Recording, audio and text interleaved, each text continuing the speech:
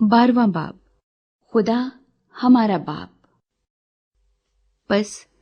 जबकि गवाहों का ऐसा बड़ा बादल हमें घेरे हुए है, तो आओ हम भी हर एक बोझ और उस गुनाह को जो हमें आसानी से उलझा लेता है दूर करके उस दौड़ में सब्र से दौड़ें जो हमें दरपेश है, और ईमान के बानी और कामिल करने वाले यीशु को तकते रहें, जिसने उस खुशी के लिए जो उसकी नजरों के सामने थी शर्मिंदगी की परवाह न करके सलीब का दुख सहा और खुदा के तख्त की दाहिनी तरफ जा बैठा। बस उस पर गौर करो जिसने अपने हक में बुराई करने वाले गुनाहगारों की इस कदर मुखालफत की बर्दाश्त की ताकि तुम बेदिल होकर हिम्मत न हारो। तुमने गुनाह से लड़ने में अब तक ऐसा मुकाबला नहीं किया जिसमें खून बहा हो, और तुम उस नसीहत को भूल गए जो तुम्हें फर्जंदों की तरह की जाती है कि ऐ मेरे बेटे, खुदावंद की तंबीह को नाचीज न जान, और जब वो तुझे मलामत करे तो बेदिल न हो, क्योंकि जिससे खुदावंद मोहब्बत रखता है उसे तंबीह भी करता है, और जिसको बेटा बना लेता है उसके कोड़े भी लगाता है। तुम जो कुछ दुख सहते हो वो तुम्हारी तरबियत के लिए है। खुदा फर्जंद जानकर तुम्हारे साथ सलूक करता है।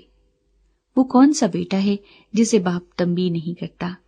और अगर तुम्हें वो तंबीह न की गई जिसमें सब शरीक हैं तो तुम हरामजादे ठहरे ना के बेटे।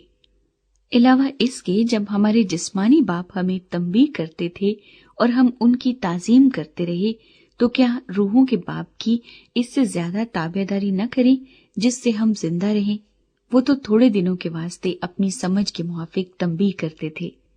मगर ये हमारे फायदे के लिए करता है ताकि हम भी उसकी पाकीज़गी में शामिल हो जाएं।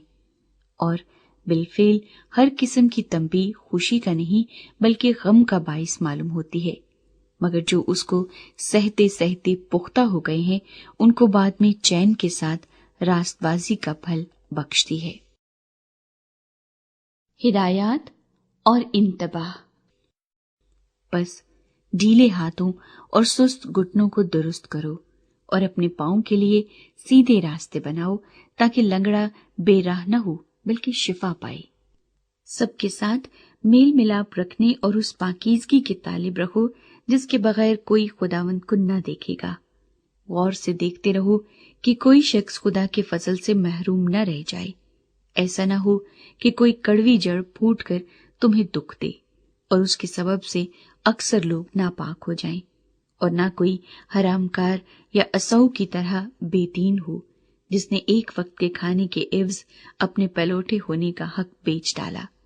क्योंकि तुम जानते हो कि इसके बाद जब उसने बरकत का वारिस होना चाहा तो मंजूर न हुआ। चुनाचे उसको नीयत की तब्दीली का मौका न मिला, गो उसने आंसू बहा बहा कर उसकी बड़ी तलाश की। तुम उस पहाड़ के पास नहीं आए जिसको छूना मुमकिन था, और वो आग से जलता था, और उस पर काली घटा और तारीकी और तूफान और नरसिंगे का शोर और कलाम करने वाले की ऐसी आवाज थी जिसके सुनने वालों ने दरख्वास्त की कि हमसे और कलाम न किया जाए,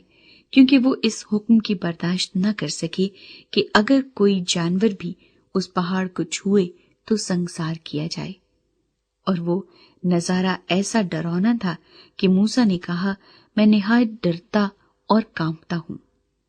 बल्कि तुम सयून के पहाड़ और जिंदा खुदा के शहर यानी आसमानी यरूशलेम के पास और लाखों फरिश्तों और उन पैलौठों की आम जमात यानी कलीसिया जिनके नाम आसमान पर लिखे हैं,